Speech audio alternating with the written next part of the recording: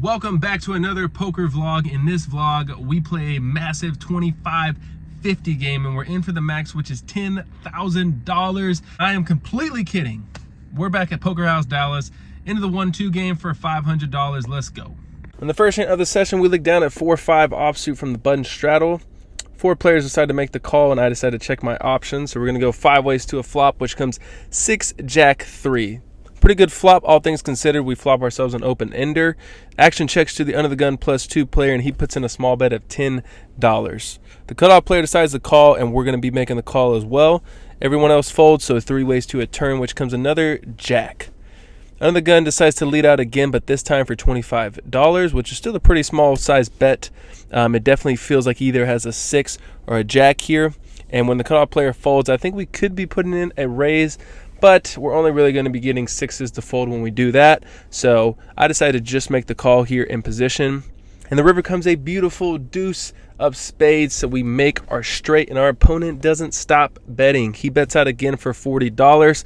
Price of poker is obviously going up, so we decided to raise it up to $140, targeting all of his jacks. I actually think we could be going a bit larger here, probably closer to $200, but I'm not too upset with my sizing. And sure enough, he flicks in the call and flips over Jack 10 offsuit. So we're going to start off this session with a nice win of a $385 pot.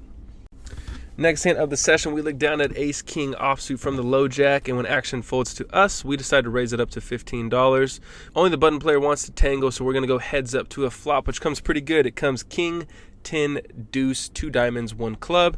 Definitely going to be c-betting this flop. There's plenty of draws to get value from, so I put in a bet of $20, and my opponent pretty quickly calls. Turn is a 9 of spades. Not the best turn card. Our opponent could definitely have a hand like Queen Jack for a straight, or a hand like 9-10 for a turn 2 pair. Both hands beat us now, so there's no real sense in betting. I decided to check this one over to him, and he puts in a bet of $45. Pretty obvious call here for us, so that's what we do. We flick in the call, and we're going to go off to a river, which is a disgusting 3 of diamonds. Brings in the front door flush, so I'm just going to be checking here, and when I do so, he decides to rip in the rest of his stack for $105. The only real hand that we beat here is King Queen, but I definitely think that hand would just be checking back, so I can't think of a hand that we beat, so I decided to just fold here, and he does not show his hand, but I definitely think he had us beat, so pretty happy with my fold. This next hand is a fun one. We look down at King Queen of diamonds in the small blind. The under the gun player decides to limp, and action folds over to the cutoff, who raises it to $15. Action's on me now, and I think a 3-bet is in order, so I re-raise to $65. And surprisingly, the under-gun player has swapped out his cards, because now he has a hand that is worthy of a cold call. And when he calls, the cutoff player decides to call as well. So 3 ways to a flop, which comes pretty good actually. It comes Ace 8 7 2 diamonds 1 heart. I would be c-betting this board here, but I think we're only getting called by better. We block all of the flush draws, so the only real hand that we would be beating here is a hand like 9-10. But I decided to just check, and when I do so, the under the gun player decides to bet $150, almost a pot-sized bet. And now the cutoff player calls, so I don't know what the heck is happening. It really feels like the under the gun player has a hand like 8-7 or pocket 8s or pocket 7s. But we're getting a pretty good price to call, a little over 3-1. So I decided to flick in the call, and the turn brings no help. It's the 9 of hearts. I check, and now the under the gun player decides to shove all in for over $300. And the cutoff folds. Unfortunately, we can't call here with just a flush draw, so we decide to fold as well. Can't win them all. Moving right along in this next hand, we look down at 10-7 suited from the hijack, and we're going to loosen up a little bit and open things up to $15. Now the cutoff player, whose name is Will from the previous session that we flopped quads against, decides to min raise us to $30. I'm not too sure what to make of this raise. I haven't seen him do this before, but we definitely aren't folding. We're probably just going to flop quads or turn quads on him, so I decided to put in the call, and we're going to go heads up to a flop. Flop comes pretty good. It comes 10 8 deuce 2 diamonds 1 club. So we flop top pair with a backdoor straight draw, and we're going to start off with a check. Will pretty quickly checks it back, so feeling pretty confident that we have the best hand now. And when the turn comes to 8 of hearts, I think it's time to put in a bet.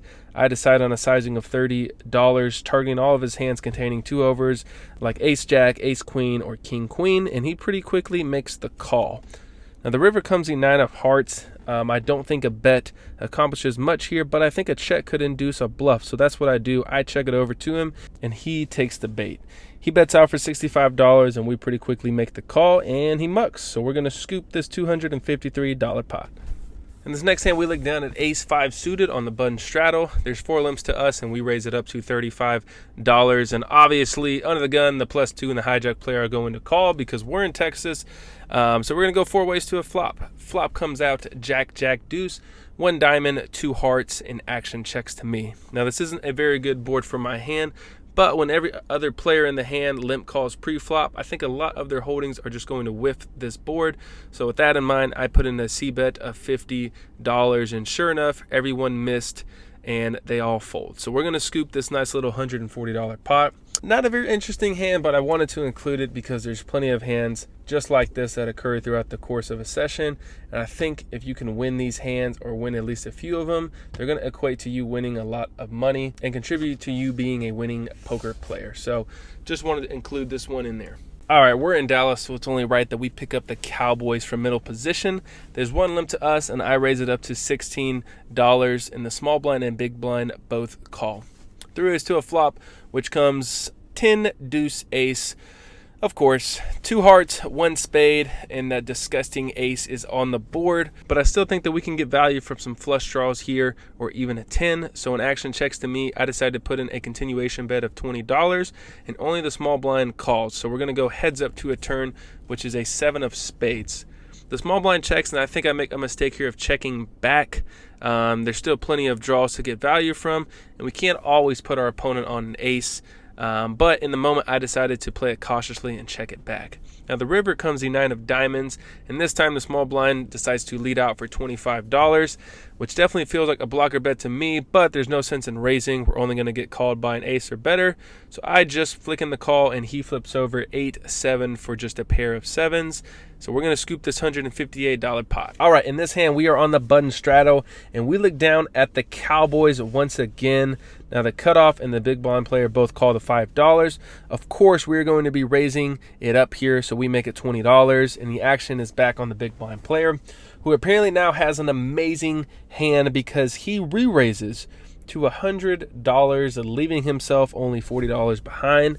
The cutoff folds, and only one option here, which is a shove all in. So that's what we do for his remaining $40, and he pretty quickly calls. Now, before the flop comes out, he says, I got this one. So for a split second, I think he might have aces, but he still hasn't flipped his hand over. And the flop comes out 8-6-4 all hearts. Still hasn't flipped his hand over until the turn queen of hearts comes, and he flips over queen 4 offsuit. But we're still ahead with our king high flush, until the river comes the 4 of clubs. I was not aware that I was playing with Mike Postle, but I actually wasn't too upset after this hand. Reason being is that when players make crazy wild plays like this, typically you're going to get another opportunity to win your money back. You just got to stay patient and be disciplined. This next hand is a pretty juicy one. We are in under the gun +1 with ace king offsuit. Now, under the gun, whose name is Will, once again, he decides to limp. Now, something to make note of is that his chips are in his rack. But when action gets to us, we're still going to raise, of course. We make it $20, and our buddy, Mr. Queen 4 offsuit, decides he's ready to give us our money back, and he 3-bets us to $125. Action folds all the way back over to Will, who puts in the cold call. What is going on? I think it's pretty probable that Will has a pocket pair between 8s to jacks and potentially pocket queens. I guess he could be trapping us with aces or kings and trying to entice us to shove all in, but we block both of those hands. So all of that, tied in with the fact that he has chips in his rack and it's his last hand, makes me believe if we shove, he'll probably fold. And even if he does call with those holdings, we're still flipping. So with all that in mind, we shove all in for $500, and he goes back into the tank, and he finally decides to fold pocket queens. So that's good news for us. Now the big blind player, Mr. Queen 4 offsuit, still has $60 behind, and he actually folds.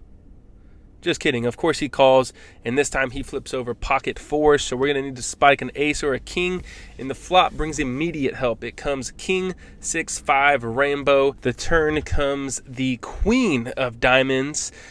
Yikes. And the river comes the four of clubs, so thank God we got Will out of there because he would have stacked us both, but thankfully he didn't, so we're going to scoop this $498 pot. In this next one, we look down at the beautiful ace queen suited in the diamonds variety. We're in middle position, and under the gun decides to open things up to $20. The +1 player calls, and action is on us.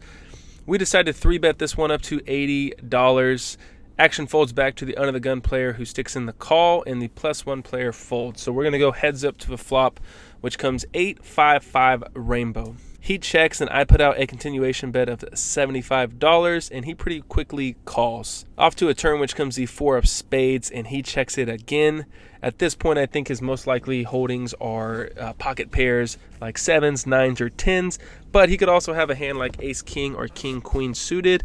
All those hands should fold to a pretty big bet here on the turn, so that's what we do. We put in another bet, this time for $200. After thinking about it for about 30 seconds or so, he decides to fold, saying he should have 4-bet his pre-flop with his ace-king suited. So thank God we got him to fold there, and thank God he didn't 4-bet us pre-flop.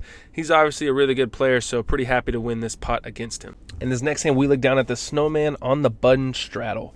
Now the late position player raises it up to $20. This is the same player from last hand, so that's something to make note of. And the small blind player puts in the call. I think we could just be calling here, but I prefer a 3-bet in this spot, so that's what we do. We 3-bet it up to $65, and only the late position player calls. So heads up again with this same player to a flop of queen, deuce, deuce. He checks it over to us, and we put out a C-bet of $75, hoping to fold out all of his hands like ace-jack, ace-10, and potentially ace-king, although I think he would probably be 4-betting us this go-around. But either way, he puts in the call, so we're going to have to proceed with caution on these future streets. The turn comes the 5 of hearts. Our opponent checks. Now, when he calls the flop bet, I think it's pretty likely he has a hand like pocket 9s or 10s, or maybe a hand like king queen or ace queen for top pair, and all of those hands probably won't fold to another bet, so I decided to just check this one back. The river comes the 4 of spades. He checks, I check it back, and he shows king queen offsuit for top pair, so he's going to scoop this one. Last hand of the session, we look down at queen 10 of spades in the small blind. There are 3 limps over to the cutoff player who decides to raise it to $20. I think we should be 3-betting here, but in the moment I decided to just call, and so does the middle position low jack and hijack player. So 5 ways to a flop, which couldn't come any better. It comes ace, king, 6, all spades, so we flop the nuts with the redraw to the royal. We're going to start out with a check here with plans to check raise on this flop, but unfortunately everyone checks. So we're still 5 ways to a turn, which comes the ace of clubs. Now we're praying someone has an ace, but we're going to stick to the original plan, which is to check raise. So that's what we do. We check, and action checks over to the hijack player, who puts in a pretty big bet of $70. Time for us to put in a raise, and that's what we do to the tune of $200. Now, surprisingly, the low jack player puts in the call, and the hijack player folds. So I don't know what the heck is going on. All I know is that we're in Texas and weird things like this happen in just about every other hand. So nothing new to me, but we're going to go heads up to a river. The river comes the 10 of diamonds. Pretty obvious all-in spot for us here. So that's what we do. We shove for his remaining $300, and somehow he folds. What? I can't imagine he'd be calling the turn with just the jack of spades, so I definitely think he had a weak ace. So maybe he just made a really good fold and thought we had a better ace. Either way, we're going to scoop this final pot for $570. All right, that is it for this vlog. Final results: we bought in the game for $500, added on for $250, so we were in for $750, out for $1489, so that's a profit of $739, I believe. So yeah, pretty great result, all things considered. Now, if you like this video, I'm not even gonna say it. I'm just gonna trust that you guys are gonna do it. Thank you. And yeah, I'll see you guys in the next poker vlog. Peace.